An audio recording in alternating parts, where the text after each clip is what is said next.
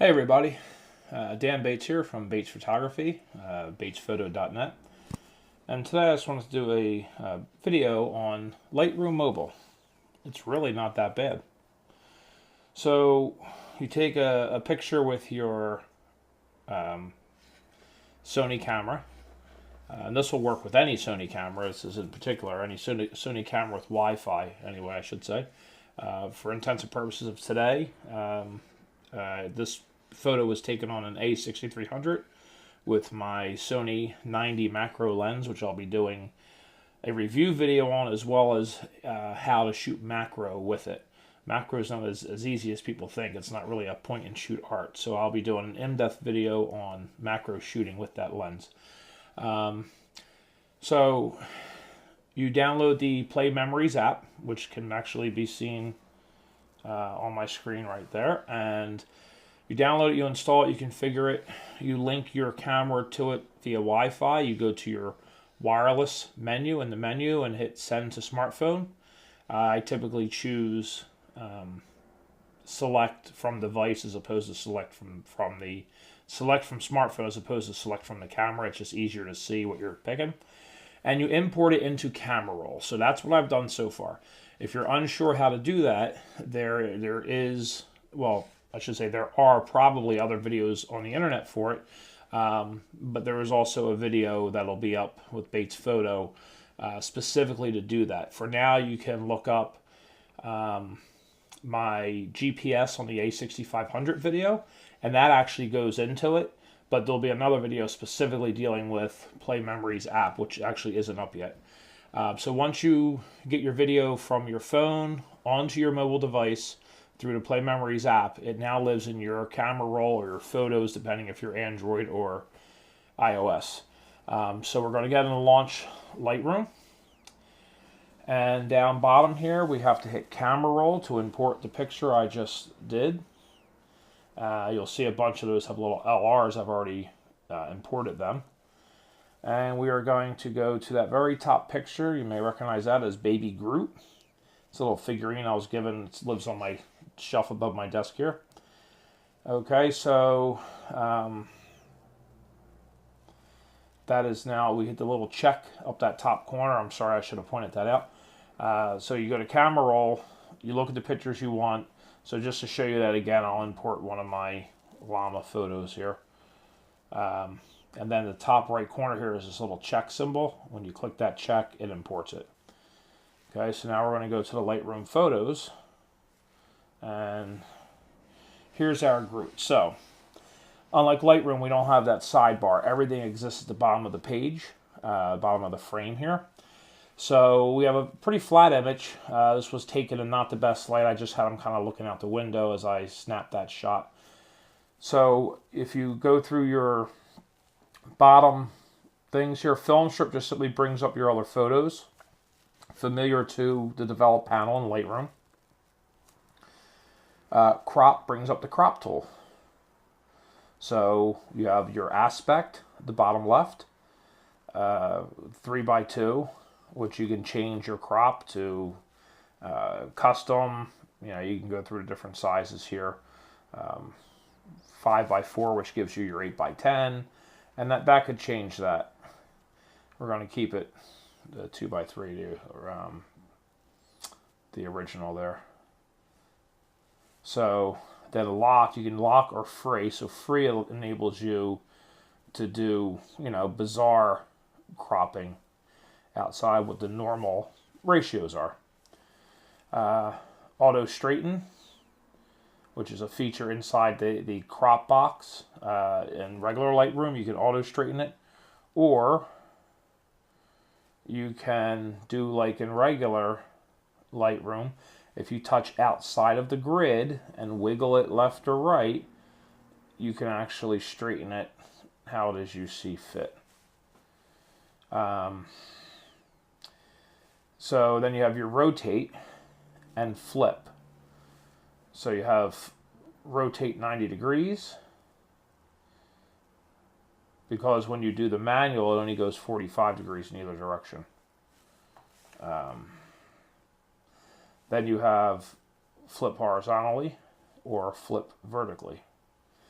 And then you can do all this, and then you have the far right here as a reset to put it back. Now, let's say we wanted it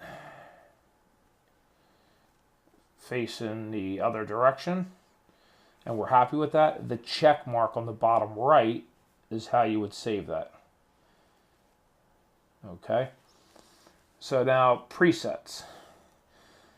Like anything else, you can download presets for Lightroom, and you can do some automatic stuff. So when you come in here, you have creative, old polar, cross process. I mean, there's just different things you can do. These are, listed as your creative ones. Okay. Then you can come into color punch. Each one changes the vividness. I actually kind of like that. Low contrast, high contrast, cool tones, warm tones. So as you poke through here, I mean, you're just using a basic preset style. Black and whites gives you all different black and whites. Film. You see what that looks like. I actually don't like that. So if you go up to the top right, you have your 3 dots, the box with the arrow, and the curved arrow. That's an undo. And then the opposite direction, the curved arrow to the right, is redo. Detail, noise reduction. You can get into noise reduction. Clarities, medium clarity, high clarity. This shot was pretty clear to begin with, so the clarities aren't making a huge difference on it. Your effects, you have vignetting, green. So I mean, you'll recognize all these from Lightroom. It's just people get intimidated by the mobile app. They're like, well, how powerful could the mobile app be? One tip I will give you: when importing through Play Memories app, make sure you go to the top right corner of your Play Memories app and hit Settings, and you have a couple options there. You can import the pictures at a 2 megabyte limit, or you can export them as original. You always want to export as original, because like anything else, you want the most data in order to be able to properly adjust it. So there's effects. So we scroll over now. We have cameras. So you can do flat black and white, high contrast, warm shadows. I don't like any of them. So I am undoing them all and getting back to where I was. And then again, reset just resets the entire picture. To open, to the import, reset everything, or reset basic tones. So I want to reset basic. So if you hit all, or to import, or even to open, that's setting, basically all 3 of them are doing the same thing. You're resetting everything that you changed. Now reset all would be everything you changed in this session. Reset to import would be everything back to the original picture. In our case, they're one and the same, but you may have done some presets, saved a copy of it, and then now you've moved on further. So reset all would reset everything you've done in that second session. Reset to import resets it back to the picture as it was imported. Now what I am going to do is, I actually liked Color Punch 3, so I want to leave that on there. So that's your presets. Now you go into the next menu is Edit. Now here is where you're going to recognize a lot of what you really get into in Lightroom. Okay? White balance. As shot, auto white balance, which I actually like. I think I did a very good job in this particular case. Custom or selector. Okay, we know that Groot's pot is white. So we would put that, just like my white balance video with the gray cup. And as you see, it's automatic adjusting it as I move it around. So I'm going to try to find that middle ground, right about the middle of the pot, right where the light starts to change. And then you hit the white check mark, and it locks it in. So the auto white balance is, the selective white balance is incredibly intuitive in this. So here we have our temperatures at +4, our tint is at -7. I don't know why I keep doing that. Okay, so auto tone, that's just like in Lightroom. You can hit that and the computer will do what it thinks is best for this picture. And as usual, anytime you're dealing with auto, I know it's a pet peeve of mine, you've probably heard it in other videos, the camera will often get it wrong. In this case, the Lightroom, as it does whether it's mobile or the desktop version, typically gets auto exposure wrong. So we're going to undo that with that top arrow up the top right corner. All right, so now you have our exposure, contrast, highlights, shadows, whites, blacks, clarity, vibrance, saturation, and previous. Now you see our saturation, our clarity has already been adjusted from the presets that we recently just applied to it. So just like if you're working on your desktop, Adobe has listed these items in an order that they feel is appropriate to edit a picture. So in their minds, you would start with exposure and you'd go down to contrast and you'd keep moving down. In general, that is applicable. I tend to jump around a little bit. So we'll start with exposure. So you tap it and you get this little slider and you can go up and down as usual. I actually like the idea that it's a little bit dark. So I'm going to just barely bump it up just to bring out some of the shadows. Okay, contrast. Excuse me, I don't know why my throat's getting so weird. Contrast, same thing. You know, you slide it up for more, slide it down for less. You know, a low contrast really has a lot of places in photo editing. Though it can kind of matte over an image, there are times, especially when you're dealing with hair, like thick hair on a model, it brings out a lot. The turning down that contrast really shows off like every strand of hair. But as far as Groot's concerned, I'm a high contrast, high clarity type of guy. So I kind of like how he looks right there. He's a good model. He can hold his pose forever. Highlights, if you're shooting skies or something, you want to turn those highlights down to really bring out the different tones.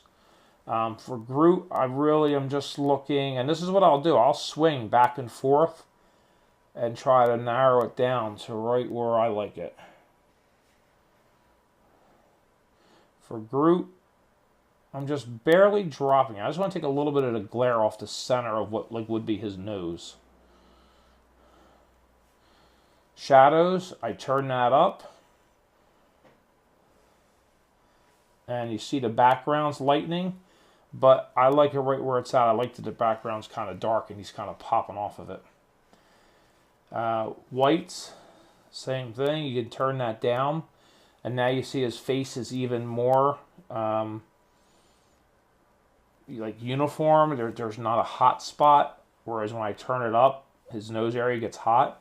So just like highlights, I typically like to turn down my whites a little bit. In this case, I don't think it's necessary to turn it down much. I want to put it down to 5. Blacks, how black are your blacks? This is, you know, blacks and whites are pretty much an independent adjustment, individual channel adjustment of contrast. I typically like my blacks black, but I don't want to throw off the balances too much. So again, down just a hair for me. You know, this is to my liking. Everybody has their own taste. Clarity, I did that preset. I'm going to leave that where it was. Saturation already turned up. I want to see what vibrance does. If that, you know what, that little boost in vibrance actually really brought out those buds on top. I'm going to leave that where it's at. Even his little fingers, the very tips of his fingers closest to us are in focus. That kind of helped bring out that green. So that's where we are. Now, once you're all done, you may want to go back now and touch up your exposure or something. For now, I am going to see. So the next thing over is selective.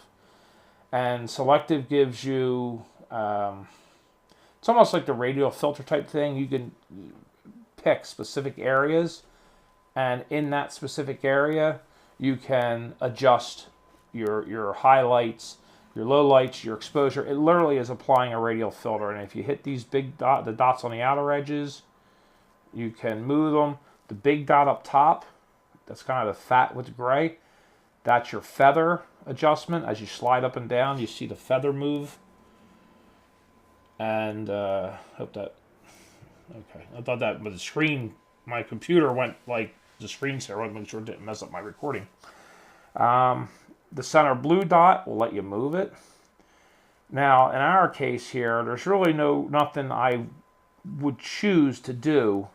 But just to show you, I'll put that there on his little heart center and go to exposure. You can lighten that up. You know, give him a little bit of a heart glow.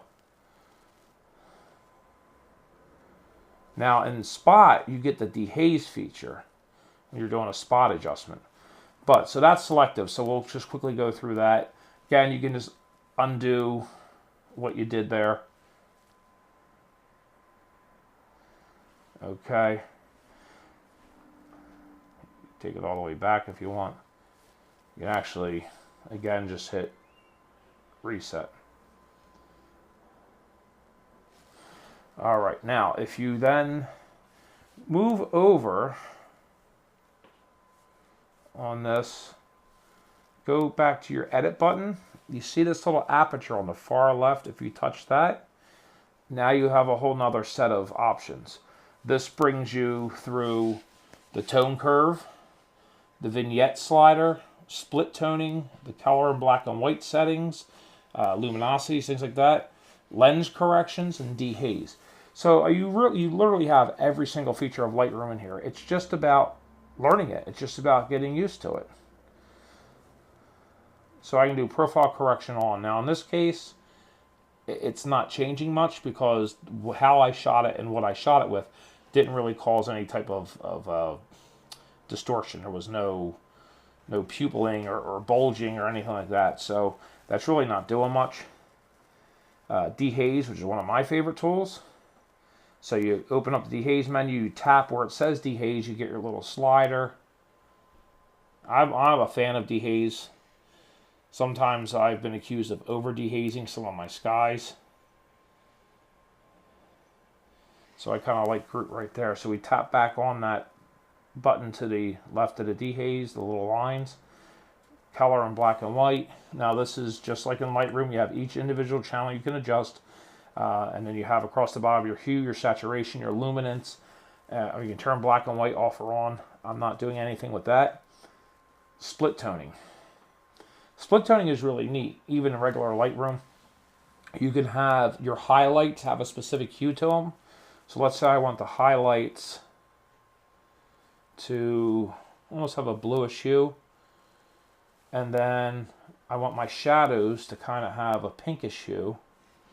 And you can end up with some really neat combinations as you do that. And then you have saturation, which is, well, how saturated do you want that purpley pink? Do you want it just to be a hint? Same thing goes with the highlight hue. Do you want that blue to be real strong? Or do you want it to just be a hint, just balance against that blue? Split toning is very useful, especially when you're trying to do creative stuff. I'm actually quite happy with where it's at right there. I'm actually going to leave it. I usually don't get into split tones too much when I'm doing mobile. Vignetting, it's the same thing. Here's your amount. And that gives you that. You can go the opposite way to get the white, this way to get the black. I don't know, I'll leave a little vignette. I know that group needs a vignette. And then you have, your midpoint, where's the center of it, how much does it feather off, the roundness of it. All your standard, if you're a vignette person, you know what all those mean. Basically, as the vignette's set up in Lightroom as it is, the slider is really all you really need for that. And then the only other adjusting may be the feather, because the feather goes to, you can see those edges there, they're like sharp round, to out where it's a really, really soft fade. Generally, in my opinion, how vignette is set in Lightroom is perfect, and all you do is your amount. And for dark, you go down from 0. For the white, you go up from 0. White's good for like weddings and things like that. So to go down, it gets darker, kind of closes in, but eventually it actually starts to shadow your subject. So I don't like a whole lot of vignette. depending on the picture. Okay, and then your tone curve gives you this basic bar here, which you can tap at different areas and adjust to different points. And basically how it goes, as you go up the tone curve, if you see here, I move it down, and then I touch it there, move it up, and here, and move it. Each one of these points on the tone curve represents something else. You have highlights, darks, shadows. It's there as you go up. The higher you go, that's like your highlights and all. And as you come down, it's like your midtones. And as you come down lower, that's your darks and your shadows. I am not. Again, I'm not one who typically uses the tone curve for anything. I don't find it useful for what I do. I do all that independently with the sliders. There have been times when I've come in, if we've used presets from like, a preset that we have purchased, and I just think a cool center light's been too hot, I will come in here and simply just grab it right around here and put it up and down to adjust that. But typically speaking, I don't do a lot with the tone curve. And then you're back to basic. So, that's it. So there's our Groot. And we're going to, now if you go to the top right corner, you have the box with the up arrow. There you can save the camera roll. And we're going to do maximum available. I like to keep my pictures full resolution for future use. Now, if you go over, the 3 little black dots, it gives you copy to, remove, show, hide, histogram, copy settings, present from here. If you go over to the left side, you have the cloud. This is the sync with your Lightroom. Obviously, if you're using Lightroom, you own it, or you're a CC member like myself. And with that, Lightroom Mobile syncs for free. So you set that up within Lightroom, and you're able to come on in here, and anything you do here will actually import into your Lightroom. Okay? And then the arrow takes you back here. So I want to exit out of here. I want to go into camera roll.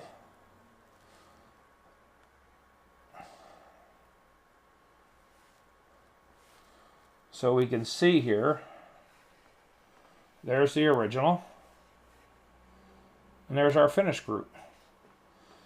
So for those of you who are interested in using mobile, sometimes you're doing something that you can't, you don't have access to your desktop, or your laptop just isn't strong enough to keep up. I know Lightroom can be very demanding.